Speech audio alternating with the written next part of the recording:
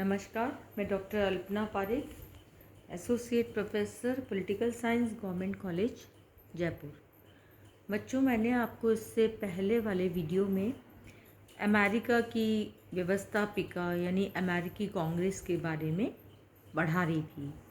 जैसा कि मैंने आपको बताया कि अमेरिकी कांग्रेस के दो सदन हैं, एक प्रतिनिधि सभा और दूसरी सीनेट। विश्व के अन्य देशों की तुलना में, या ये कहें तो विश्व के अन्य देशों की तुलना से भिन्नता लिए हुए अमेरिका का द्वितीय सदन सीनेट है, जो कि अपने आप में बहुत शक्तिशाली है।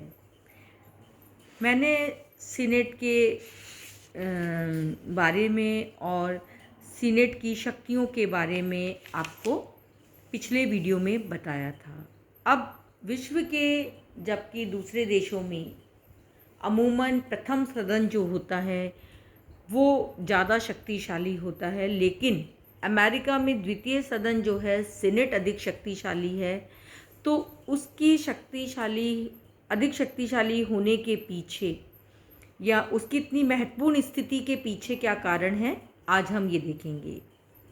सीनेट की, जैसे कि पिछले वीडियो में मैंने बताया था आपको कि सीनेट की बहुत से आधारों पर आलोचना भी की जाती है, किंतु इसके बावजूद भी सीनेट विश्व की श्रेष्ठतम राजनीतिक संस्थाओं में से एक है। प्रोफेसर लॉस्की ने कहा है कि सीनेट अमेरिकन शासन प्रणाली की अद्वितीय सफलताओं में से एक है। वहीं सर हेनरी मैन ने कहा है कि जब से आधुनिक प्रजातंत्र का विकास हुआ है, तब से जितनी भी संस्थाओं का निर्माण किया गया है, उनमें से यही एकमात्र पूर्ण सफल संस्था रही है।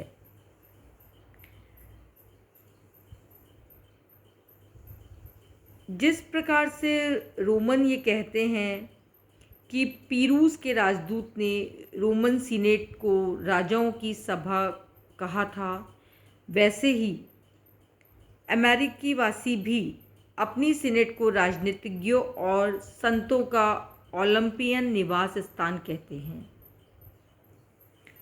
सीनेट इतनी महत्वपूर्ण है, सीनेट को इतना महिमामंडित किया गया है, उसके पीछे बहुत से कारण हैं।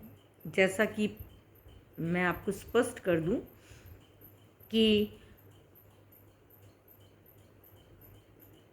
दूसरे जो देश के विद्वान हैं, चाहे वो लॉर्ड ब्राइस हो, ब्रिटिश प्रधानमंत्री गैल्स्टन हो, फ्रेंच लेखक रॉकवेल हो, इन्होंने भी अमेरिकी सीनेट की बहुत अधिक प्रशंसा की है।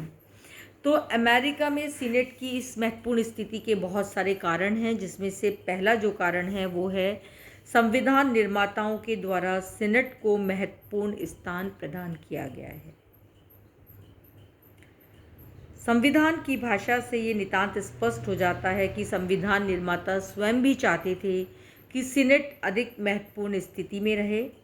मुनरो ने कहा है कि संविधान के प्रथम अनुच्छेद में जहां द्विसदनात्मक व्यवस्थापिका की बात कही गई है, सीनेट का नाम पहले दिया जाना कोई साधारण लिखने की गलती नहीं है, बल्कि संविधान निर्माताओं में से अधिकांश सीनेट को संघीय व्यवस्था की रीढ़ की हड्डी के रूप में देखते हैं। संविधान निर्माताओं को इस बात का भय था कि जनता द्वारा निर्वाचित प्रतिनिधि सभा प्रजातांत्रिक उत्तरदायित्वता की स्थिति को न अपना ले या कहीं राष्ट्रपति निरंकुश शासक की स्थिति को ग्रहण न कर ले। इसी कारण उनके द्वारा सीनेट को प्रतिनिधि सभा की विधायकी शक्ति और राष्ट्रपति की कार्यपालिका शक्ति दोनों पर अंकुश रखने का अधिकार प्रदान किया। देखिए, मैं आपको पहले भी बता चुकी हूँ कि अमेरिका में यद्यपि शक्ति पृथकीकरण का सिद्धांत अपनाया गया है, अर्थात शासन के तीनों अंगों की शक्तियाँ अलग अलग हैं और एक दूसरे पर हस्तक्षेप वो नहीं करते, किंतु साथ ही एक नियंत्रण और संतुलन का सिद्धांत भी अपनाया गया है, जिसके माध्यम से प्रत्येक अंग को दूसरे अंग पर अप्रत्यक्ष रूप से नियंत्रण करने की शक्ति प्रदान की गई है। इसी अवरोध और संतुलन के सिद्धांत के द्वारा अमेरिकी सीनेट को राष्ट्रपति और प्रतिनिधि सभा, ये प्रतिनिधि सभा तो स्वयं सीनेट का ही एक भाग है, मतलब कांग्रेस का ही एक भाग है, व्यवस्थापिका का ही एक भाग है, फिर भी वो निरंकुश ना हो जाए या अपनी शक्तियों का दुरुपयोग ना कर ले, इसलिए सीनेट के द्वारा जो है उन पर अंकुश लगाया जाता है। इसी कारण स्थिति ये है कि सीनेट और राष्ट्रपति दोनों मिलकर प्रतिनिधि सभा की सहमति के बिना अनेक कार्य कर सकते हैं।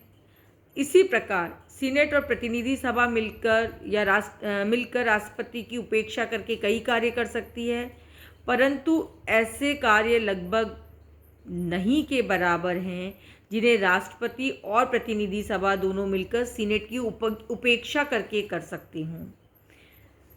इस प्रकार संविधान निर्माताओं के द्वारा सीनेट को शासन की गुरुत्वाकर्षण की शक्ति प्रदान की गई है। दूसरी जो पावर है या दूसरा जो कारण है सीनेट की लोकप्रियता का, वो है सीनेट की विशेष शक्तियाँ, स्पेशल पावर ऑफ सीनेट। अमेरिकी संविधान और परंपराओं के आधार पर सीनेट को कुछ ऐसी शक्तियाँ प्राप्त है जो विश्व की किसी भी व्यवस्थापिका के द्वितीय सदन को प्राप्त नहीं है, और इन्हीं शक्तियों के आधार पर सीनेट का महत्व बहुत अधिक हो गया है। कानून निर्माण के क्षेत्र में सीनेट प्रतिनिधि सभा के समकक्ष है, और ये बात न केवल साधारण विधेयकों के संबंध में अपितु वित्तीय विधेयकों के संबंध में भी सत्य है। सीनेट को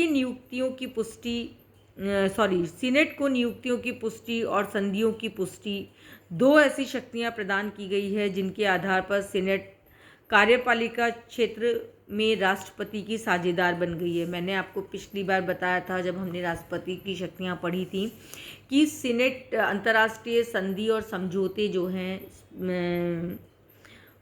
और जो नियुक्तियां हैं वो राष्ट्रपति सीनेट की स्वीकृति से ही कर सकता है।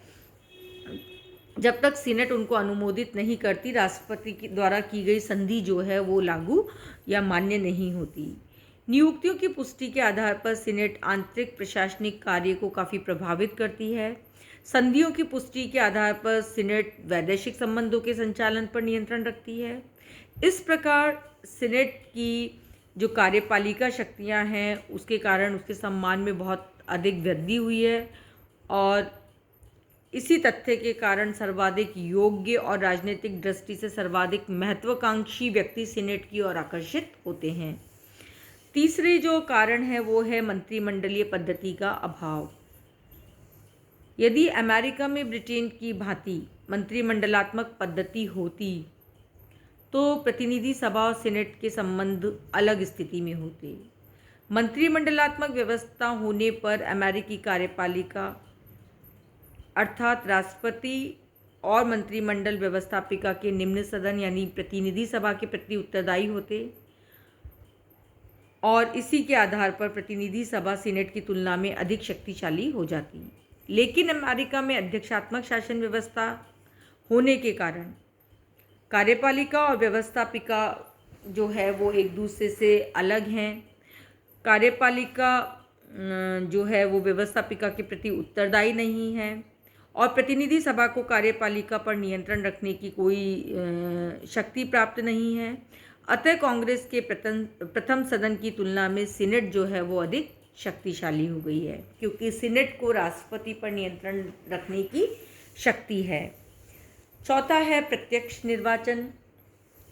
ब्रिटेन की लॉर्ड सभा या भारत की राज्यसभा या फ्रांस की सीनेट को प्रथम सदन की तुलना में कम महत्व दिया जाता है। इसका एक प्रमुख कारण ये है कि इन देशों में द्वितीय सदन के सदस्यों का या तो मनोनयन होता है या फिर अप्रत्यक्ष रूप से निर्वाचन होता है। ये पद्धतियाँ लोकतंत्र की भावना के प्रतिकूल है। मूल अमेरिकी संविधान में सीनेट के सदस्यों के भी अप्रत्यक्ष निर्वाचन की व्यवस्था की गई थी, किंतु 1918 में संविधान के 17वें संशोधन के द्वारा सीनेट के सदस्यों के प्रत्यक्ष निर्वाचन की व्यवस्था की गई। जब से सीनेट के सदस्यों का प्रत्यक्ष निर्वाचन होने लगा है, वो विश्व के अन्य देशों में जो द्वितीय सदन है उनकी तुलना में अधिक महत्वपूर्ण हो गया है। अमेरिकी राजनीति जो है उसने अब सीनेट को, चूँकि सीनेट के का चुनाव जो है वो जनता सीधे करने लग गई है, तो सीनेट जो है वो लोकतंत्रीय आधार का प्रतीक होने के कारण प्रजातंत्र का प्रतीक बन गया है।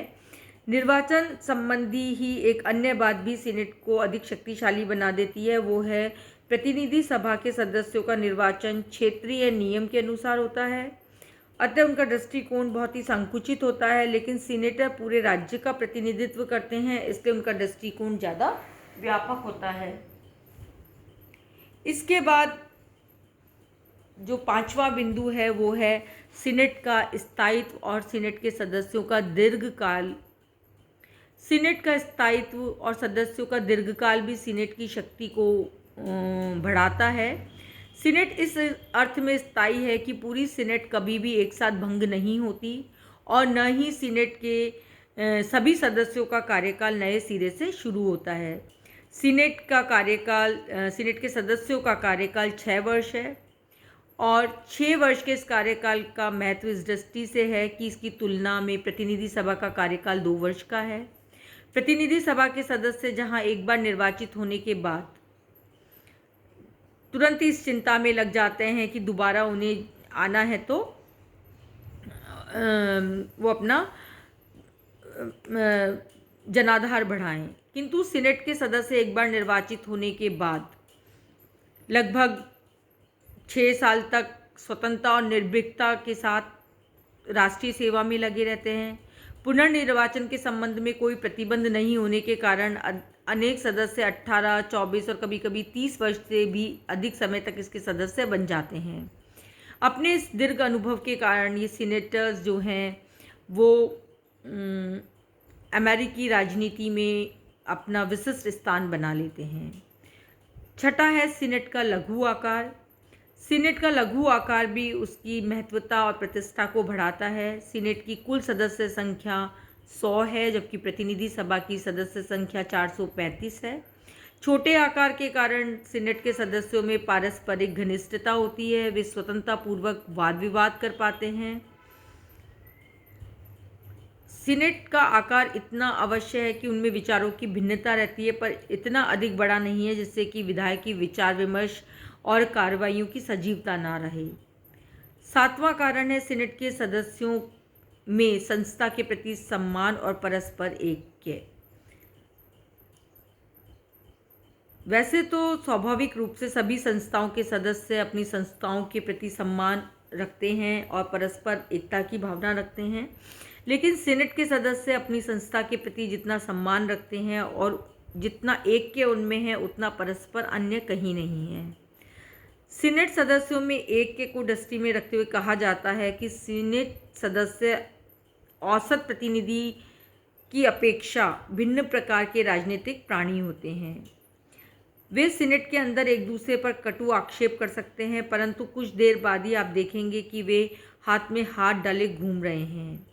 जब भी किसी राष्ट्रपति के द्वारा सीनेट के प्रति शिष्टाचार या सीनेट की किसी अन्य परंपराओं का उल्लंघन किया जाता है तो सीनेट के सदस्य अपने राजनीतिक दल के प्रति भक्ति भूलकर सीनेट के सम्मान की रक्षा हेतु एक हो जाते हैं। इसके अतिरिक्त एक अन्य महत्वपूर्ण कारण है सीनेट की कार्यप्रणाली। सीनेट की कार्यप्रणाली भी उसकी शक्ति का स्रोत है। सीनेट की कार्यप्रणाली ऐसी है कि उसमें सदस्यों के बोलने का समय निश्चित नहीं किया जाता। परिणाम स्वरूप यहाँ विषयों पर विचार विमर्श बहुत अधिक लंबे समय तक और पूर्णता के साथ होता है। अच्छी तरीके से विचार विमर्श करके जो निर्णय लिए जाते हैं वो देश के लिए लाभकारी होते हैं, इसलिए सीनेट के जो महत्व है उसमें वृद्धि हुई है। यद्यपि सीनेट की इस कार्यप्रणाली का बहुत बार दुरुपयोग भी किया जाता है। असीमित बोलने की असीमित स्वतंत्रता की आड़ में इसको अत्यधिक लंबा खींच दिया जाता है और इसकी कार्यप्रणाली जो है इसमें व्यवधान पैदा किया जाता है। नवा है सीनेट के सदस्यों की गुणवत्ता उच्चता।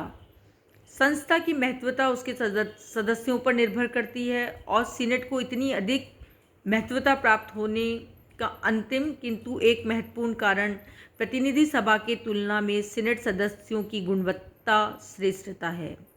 सीनेट कार्यपालिका शक्तियों में राष्ट्रपति की सहभागी है, इसी कारण शासन तंत्र में उसका स्थान बड़े महत्व का हो गया है। परिणाम स्वरूप वे राजनीतिक नेता जो अपने को देश के राजनीतिक जीवन में अधिक से अधिक शक्तिशाली बनाना चाहते हैं, अधिकांशतः सीनेट की ओर आकर्षित होते हैं। सीनेट की शक्ति इस प्रकार जब योग्य हाथों में बनी रहती है तो उसका अच्छा उपयोग होता है। इस प्रकार जब सीनेट लोगों की अच्छी सेवा करती है तो सीनेट के सम्मान और उसकी महत्वता में वृद्धि होती है। गवर्नर, उपराष्ट्रपति, राष्ट्रपति बनने के लिए भी सीनेट एक महत्वपूर्ण सीढ़ी है। प्रतिनिधि सभा में जो कुछ होता है उसकी और समाचार पत्रों का ध्यान नहीं जाता, किंतु सीनेट में जो कुछ भी होता है वो समाचार पत्रों के शीर्ष स्थान पर रहते हैं। अतः फ्रांसीसी विचारक डी टॉक्विले ने कहा है कि वॉशिंगटन की प्रतिनिधि सभा में घुसते ही व्यक्ति का ध्यान उस बड़ी सभा के भद्दे दिखावे की और साधारणतः आकृष्ट हुए बिना नहीं रहता। उसकी दीवारों के भीतर प्राय कोई प्रतिभा का व्यक्ति दिखाई नहीं देता। उसके प्राय सभी सदस्य साधारण व्यक्ति होते हैं। उससे थोड़ी सी ही दूर सीनेट का द्वार है, जिसके अपने थोड़े से स्थान में अमेरिका के प्रतिभाशाली व्यक्तियों का अधिकांश समाया रहता है। इसी लाइन से आप समझ सकते हैं कि सीनेट जो है वो प्रतिनिधि सभा की तुलना में कितनी महत्वपूर्ण अमेरिकी संविधान में अपना स्थान रखती है। धन्यवाद बच्चों।